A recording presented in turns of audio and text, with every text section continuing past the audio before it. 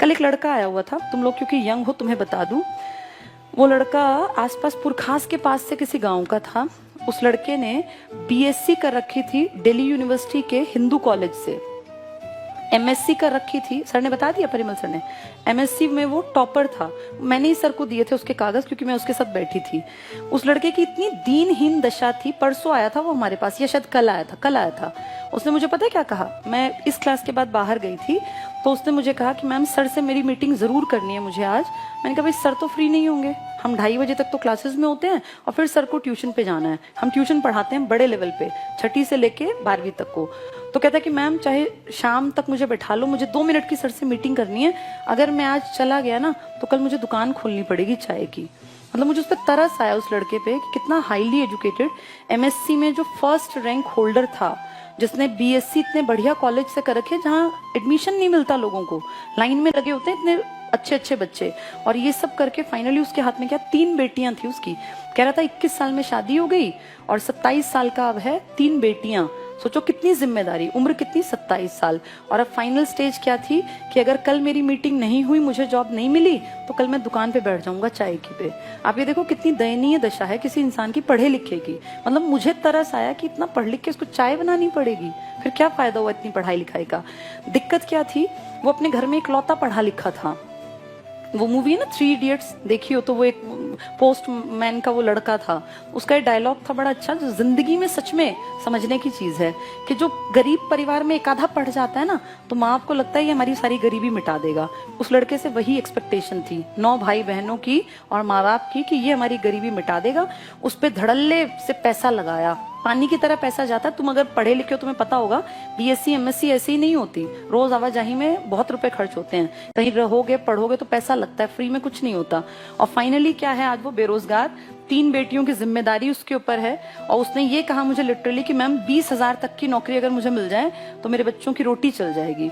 मतलब दया का भाव आया, ये नहीं कि बहुत काबिल है, ये कि इस बेचारे की हालत क्या है। उसको मैंने कहा तुम्हारी जिंदगी की सबसे बड़ी गलती पता है क्या है, तो उसने कहा कि नहीं पता।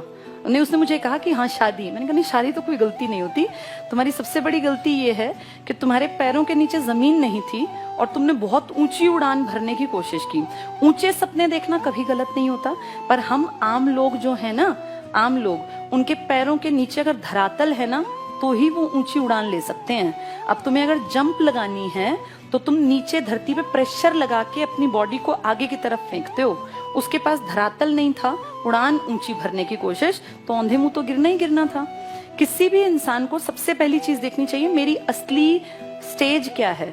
अगर वैसे थोड़ी कड़वी जबान में कहूं तो अपनी फाइनेंशियल औकात देख के आदमी को स्टेप लेना चाहिए, और उसमें मैं भी शामिल हूं। मैं तुम्हें नहीं कह रही हूँ, मेरे फादर इकलौते अर्निंग हैंड थे, हम 4 बहनें थी। ये हमें बचपन से दिखता था कि हमें पढ़ लिख के काबिल बनना पड़ेगा, हमारे पास कोई दूसरा जुगाड़ नहीं है। हमारा ये नहीं है कि पिताजी पैसा लगा देंगे और हम कहीं चले जाएं कि हम कामयाब हो जाए, नहीं, पढ़ना पड़ेगा। अपनी असलियत पहचानी। 12th क्लास में मेरे उस टाइम पर 82% मार्क्स थे, तब बहुत बड़ी बात होती थी। 82% में लोग पता नहीं कहाँ हवा में उड़ते थे। तब मैंने ये बिल्कुल नहीं सोचा कि मैं डीयू ज्वाइन करूं या मैं डीयू जाऊं, मैं दिल्ली से ही थी। तब मैंने सोचा कि मैं कैसे क्या करूं कि मैं 2 साल में इंडिपेंडेंट बन जाऊं। और तब डाइट में एडमिशन हुआ करता था, एंट्रेंस टेस्ट। 12वीं करते ही, जैसे 12वीं के एग्जाम खत्म हुए, अगले दिन एनसीईआरटी उठाई थी 6ठी से 10वीं तक की, सारी गो थ्रू हो गई, मेन चीजों को रजिस्टर में लिखा। सबसे पहले नोट्स थे वो मेरे, जो मैंने नौकरी के लिए बनाए थे। तब मेरी एज महज 17.5 साल की थी, 17 साल और साढ़े भी नहीं थी पूरी, क्योंकि दिसंबर मेरा बर्थ ईयर था। 17 साल 4 महीने मेरी उम्र थी जब मैंने पहली बार नोट्स बनाए अपनी नौकरी के लिए। और उसके बाद फिर मैंने कभी पीछे मुड़ के नहीं देखा। फिर डाइट किया, डाइट करते करते समझ में आ गया कि नौकरी पहली प्रायोरिटी है। तुरंत से तैयारी की, नौकरी मिल गई। नौकरी के बाद मुझे ये था कि मुझे बहुत आगे बढ़ना है, क्योंकि अपने ऊपर क्षमता पे अपने पे होता है, मैं कुछ कर सकती हूँ। उसके बाद नौकरी करते करते मैंने बीएड का एंट्रेंस दिया इग्नू का 2007 में। ऑल ओवर इंडिया मेरा फर्स्ट रैंक आया। मुझे भी नहीं पता था कि फर्स्ट आएगा, और मुझे ये था कि पास हो जाएगा, पर मैं मेंटली फ्री थी क्योंकि मेरी कमाई आती थी। 2007 तक तो मेरी कमाई बहुत बढ़िया हो गई थी। तब तक पे कमीशन आ गया था 2006 का, उसमें मेरा फर्स्ट रैंक आया, ऑल टाइम हाईएस्ट। तब तक वही था, मुझे आज का नहीं पता। 2007 तक इग्नू में 100 में से 84 नंबर का रिकॉर्ड था जो मेरे थे। उसके बाद अब 10-12 साल बीत गए, हो सकता है वो किसी ने ब्रेक भी कर दिया हो। उस टाइम पे मेरी बेटी 7 दिन की थी जब मैं उसको लेके इग्नू गई थी। इग्नू में हेडक्वार्टर में। और जब बच्चा बहुत छोटा होता है, इन्हीं दिनों उसका बर्थ था 7 नवंबर का, 14 नवंबर की मेरे ख्याल मेरी पता नहीं 12 की मेरी रिपोर्टिंग वगैरह थी, वहाँ कागजात चेक होते हैं। तो मैं अपना शॉल वॉल पूरा ढक के जैसे जाते हैं बच्चा होने के बाद, जैसे तुमने माँ को देखा भी होगा, तो वहाँ सबका एटीट्यूड पता है क्या था कि ये ऐसी कोई महिला आ गई है। वहाँ सब लोग बैठे हुए थे हॉल में। जब वहाँ बुलाया गया तो कहा गया फर्स्ट नंबर पे बबीता त्यागी। जब मैं उठ के गई तो सबकी आंखों में ये होता ना कि अजूबा की इसका फर्स्ट रैंक है, क्योंकि वो मुझसे, मेरा जो भेष था उस टाइम वो ऐसा नहीं था ना कि मैं फर्स्ट रैंक होल्डर हूँ। अब मैं ऑलरेडी जॉब में हूँ, ये उनको थोड़ी पता था। तो उन मैम ने मुझे पता है क्या कहा, वो काफी बड़ी अधिकारी थी, उन्होंने कहा I am proud of you. तो मैंने बताया कि मेरी बेटी है मेरे पास, तो उन्होंने कहा I am proud of you. मतलब वो घटनाएं जो है ना लाइफ में, वो आपको मोटिवेट करती हैं कि आप और आगे बढ़ें। 2003 से मैं नौकरी में थी। 2015 में जब आईसीएस बहुत बढ़ गया, तब फाइनली मैंने डिसीजन लिया कि अब मैं और अच्छा कर सकती हूँ नौकरी से बहुत बेहतर। तब मैंने अपनी जॉब से रिजाइन किया। 31 अक्टूबर 2015 को मैंने अपना रेजिग्नेशन लेटर लिखा, और अनएक्सपेक्टेड था वो मेरे लिए भी, क्योंकि मुझे ये था नहीं, कोई प्लान्ड नहीं था नौकरी छोड़ना, कि प्लान करके नौकरी छोड़ी गई। और नवंबर में मैंने 1 नवंबर को मेरा रेजिग्नेशन लेटर दे दिया था, 31 को शाम को ही दे आए थे हम।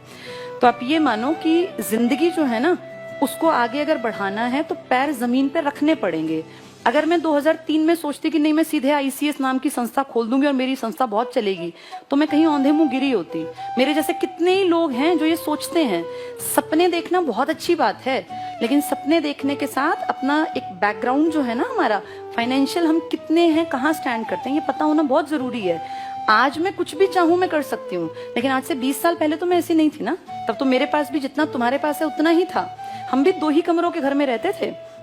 मेरे पिताजी को बहुत अमीर आदमी नहीं थे, हाँ बस ये था एक सरकारी नौकरी थी, तो हम मेंटली फ्री थे। हमारी स्कूलिंग बहुत अच्छी रही, मैं अच्छे स्कूलों में पढ़ी, देश के अलग अलग कोनों में पिताजी के साथ हमेशा रहे, तो वहां से एक अपब्रिंगिंग अच्छी मान सकते हैं। लेकिन मेरे साथ के बहुत लोग थे जो पीछे रह गए, जो मुझसे ज्यादा इंटेलिजेंट थे, कारण सही टाइम पे सही डिसीजन ना ले पाना। तो तुम जितने लोग बैठे हो ना, जिंदगी के जिस पड़ाव में तुम अब हो, मैं तुमसे 15 साल पहले 20 साल पहले इस पड़ाव में थी। इसीलिए बता रही हूँ, लाइफ मौके देती है, बस आपको समझ होनी चाहिए। अब जो ये कल लड़का आया था, ये 27 साल का है। अगर इसने 18 साल के बाद जेबीटी करके कहीं नौकरी ज्वाइन कर ली होती, तो आज वो लड़का लाख रुपए की तनख्वाह ले रहा होता। जो मेरे संगी साथी है ना, लाख रुपए से ऊपर सैलरी है। मेरी बड़ी सिस्टर की 1,10,000 से ज्यादा सैलरी पड़ती है, मुझसे सिर्फ 1.5 साल भर बड़ी है वो। तो आप ये देखो, वो लड़का ऊंची उड़ान, अच्छी बात थी, यूपीएससी कर जाता। कितने ही लोगों को मैं जानती हूँ जो हमारे साथ टीचिंग में थे, छोड़ के चले गए नौकरियां, कहीं कहीं अलग जगह, कोई बैंक पीओ में लग गया, कोई कहीं इसमें चला गया यूपीपीसीएस में, लेकिन पहले अपने पैर जमा लिए। तुम सब लोगों की भी यही राय है मेरी तो, कि कम से कम अपने पैर जमा लो।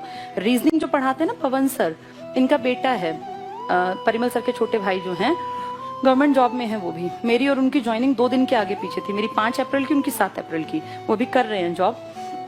उनके बेटे के 94% थे 12th में। 12th के बाद अब हमारे पास इस स्टेज में आके तो ऐसा नहीं ना कि पैसे की कमी है, या हम सोचें कि हम भाई बच्चे को ये ना कराएं, पैसे लगते हैं। हम तो कुछ भी अब कराने लायक हैं विद गॉड्स ग्रेस। लेकिन हमने उसको पता सबसे पहले क्या कहा, कि पहली प्रायोरिटी अपने पैरों पे खड़ा हो। हमारे बलबूते मत सोच कि मेरे पास इतना पैसा है कि मैं कुछ भी कर लूंगा। उसको सबसे पहले कहा अपने पैरों पे खड़ा हो, फिर जो तेरा मन करे ना पैसे कमा के वो करना। उसको जेबीटी में एडमिशन दिलाया दिल्ली में मार्क्स के बेसिस पे मिलता है। उसका डाइट में हो गया दरियागंज में गवर्नमेंट में। मेरे ख्याल 1,000 रुपए फीस मुश्किल से गई होगी, 1,000-1,500, इससे ज्यादा की फीस नहीं है। मेरे टाइम 405 रुपए लगे थे, अब दुगनी हो गई होगी। आप ये देखो, वो लड़का चाहता तो हम कुछ भी करा देते, कोई भी महंगा कोर्स कहीं विदेश भेज देते, कोई बड़ी बात नहीं थी हमारे लिए। लेकिन सबसे पहली प्रायोरिटी क्या है, पैरों पे खड़ा हो जा। उसके बाद तेरा मन करे मुझे यूपीएससी करना है, मुझे पढ़ाना है, मुझे शेफ बनना है, वो कहता है मुझे इसमें इंटरेस्ट है, होटल मैनेजमेंट में, तो कर लेना, पर पहले पैरों पे खड़ा हो जा। जिस दिन कमाई आ जाएगी ना, छोड़ के कमाई को, ये प्रूफ करके कि मैं कुछ हूँ, मेरी कोई काबिलियत है, फिर करते रहना होटल मैनेजमेंट। तो ये देखो, जो समझदार है ना, वो सबसे पहले अपनी जमीन पकड़ता है। जमीन से उछाल ली जाती है, हवा में नहीं उछला जाता। जो हवा में उछलते हैं, फिर उनकी, वो कल वाले लड़के का एग्जाम्पल है, वैसी दुर्गत होती है। और मैंने बहुत करीब से ऐसे लोग देखे हैं जो बहुत काबिल थे, लेकिन वो कुछ नहीं कर पाए। घर और ये गाड़ी तो बहुत दूर की बात है, उस लड़के को रोटी खिलाने के मानदे पड़े हुए हैं। अपनी 3 बेटियों को कहाँ पढ़ाएगा? आज के टाइम में कितनी महंगाई है, सबको पता है ना। सरकारी स्कूल में पढ़ाने का टाइम थोड़ी है। अब तुम सोचो उसके कंधों पे कितनी जिम्मेदारी। इस जिम्मेदारी से दब के वो जिंदगी में कुछ नहीं कर पाएगा। अब अगर वो 10 साल पहले थोड़ी सी समझ के साथ कुछ छोटा कोर्स करके कहीं 25-30 हजार की नौकरी पकड़ लेता तो आज लाख रुपए पे पहुंच जाता। लेकिन ये समझाए कौन? और अभी भी तुम्हारे सामने बात कर रही हूँ, आधे तो अभी भी हवा में होंगे। ये जो चीजें हैं ना, ये अकल तब आती है जब उम्र बीत जाती है। इसीलिए टाइम रहते अपनी चीजों को संभाल लेना। सबके लिए है मैसेज। मैं अपनी बेटी के साथ भी यही पहली कंडीशन रखूंगी कि पहले इंडिपेंडेंट बन, अपने आप को प्रूव कर, फिर आगे पूरी दुनिया में कुछ भी अचीव करो। जिसने एक चीज हासिल कर ली वो कुछ भी हासिल कर सकता है। कॉन्फिडेंस बहुत बड़ी चीज होती है और ये आता है जब आपके अंदर काबिलियत पैदा हो जाती है, पैसा कमाते हैं। इंडिया में काबिलियत पैसे से होती है। आपकी बुद्धि के अंदर घुस के कोई नहीं देखता आप कितने बुद्धिमान हैं। आपकी काबिलियत आपका पैसा है, आपने कितना कुछ अचीव किया इससे पता चलता है। तो इसलिए खूब पढ़ा करो। अब 1-2 साल में तुम लग गए और रह गए तो रह गए, फिर बैठे रहोगे, फिर बुजुर्ग बन